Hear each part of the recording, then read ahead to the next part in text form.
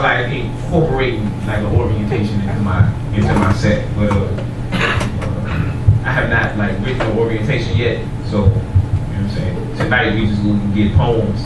And if you don't understand it, just buy the CD, take it home, play it a bunch of times. Eventually, I hope, eventually, it will make sense. Okay. I can tell men are not supposed to say, I love you to each other. Because the first time I speak these 3 words to my fellow man, I can hear his heart skip beats. Hear his breath grow weak until he collapses and dies in front of me as if I spoke, both palms around his throat and squeezed the life away.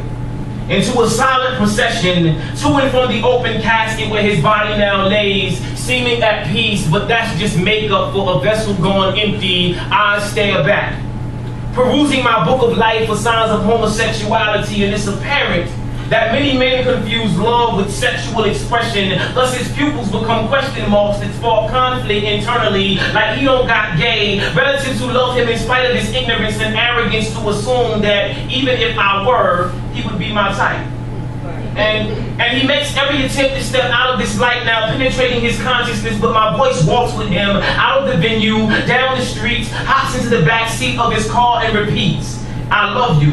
No strings, no expectations. You don't owe me. Don't let this poem be the reason you decide to purchase my CD. Let it be the reason you step to your worst enemy with open arms and forgiveness. Stare him directly into the eyes and say, all the drama we've had in the past, I am willing to forget it. Dad, I am convinced that many men's difficulty expressing love begins in father-son relationships. Because if a man's intercourse with your mother leads him to abstinence from your life like an accident he doesn't want the blame for, you should hate him, right? You should want to take his life. But be aware, before you cast such a curse, hatred only harms the hater. Any thought you have of another human being will think its way into your life later, as you are bound to get sliced when you live by the saber. His stare becomes stranger. His feelings become familiar. His stranger's disposition towards me begins to evolve toward the familiar, and I tell him to listen. I know you've been hurting, but I am a witness as to what occurs when we allow love to permeate our existence. And right now, the voice of God is inside you, whispering and whistling for me to come closer in earnest. Slip these phrases of sacred fire beneath your epidermis and kindle the flame until your tongue begins burning with awareness and desires to confess that love for your fellow man merely reflects the greater capacity for you to love yourself. And I can tell that these naked truths are a new experience for you.